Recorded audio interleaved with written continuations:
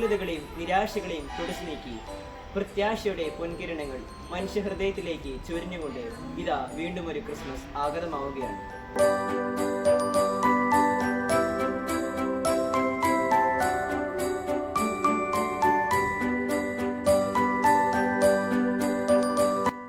കർത്താവായ ക്രിസ്തു സകല ജനതകൾക്കും സകല യുഗങ്ങൾക്കും വേണ്ടിയുള്ള സന്തോഷത്തിന്റെയും പ്രത്യാശയുടെയും സദ്വാർത്തയായി മാംസരക്തമായി മണ്ണിൽ മനുഷ്യനായി അവതരിച്ചു. അത്യുന്നതങ്ങളിൽ ദൈവത്തിന് മഹത്വം, ഭൂമിയിൽ ദൈവ കൃപ നിറഞ്ഞവർക്ക് സമാധാനം. രക്ഷകൻ കർത്താവായ ക്രിസ്തു ഇന്ന് ഈ ഭൂമിയിൽ ജനിച്ചിരിക്കുന്നുവെന്ന് പ്രപഞ്ചത്തെ അറിയിച്ചുകൊണ്ട് കർത്താവിന്റെ ദൂതൻ ലോകത്തിൽ വിളംബരം ചെയ്തു. ആ പ്രഖ്യാപനം ഇന്നലെയുടെയും ഇന്നിന്റെയും നാളെയുടെയും സദ്വാർത്തയാണ് ലോകത്തിന്റെ സുവിശേഷം.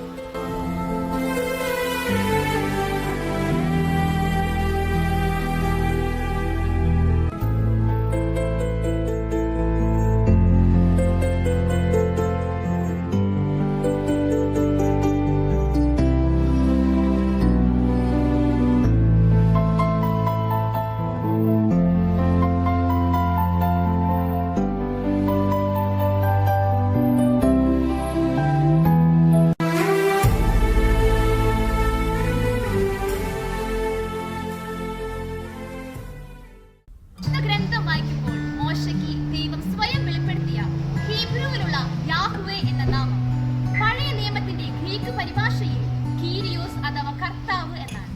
മുതൽ ഇസ്രായേൽക്കാരുടെ ദൈവത്തിന്റെ ദിവ്യത്വം സൂചിപ്പിക്കുന്ന പദം എന്ന നിലയ്ക്ക് കർത്താവ് എന്ന നാമം ചിരപ്രതിഷ്ഠതയും. കൊളോസസിലെ സഭയ്ക്ക് എഴുതിയ തിരുവെഴുത്തിൽ 1-ാം അധ്യായം 15-ാം വാക്യത്തിലൂടെ ഇപ്രകാരം പഠിപ്പിക്കും: ഒഴുകി മറ്റെല്ലാത്തിലും കർത്താവായവൻ നമ്മെ പോലെ ആയിത്തീരുകയും ചെയ്തു. വചനം മാംസമായി നമ്മുടെ ഇടയിൽ വസിച്ചു. എഫേസോസ് 2:14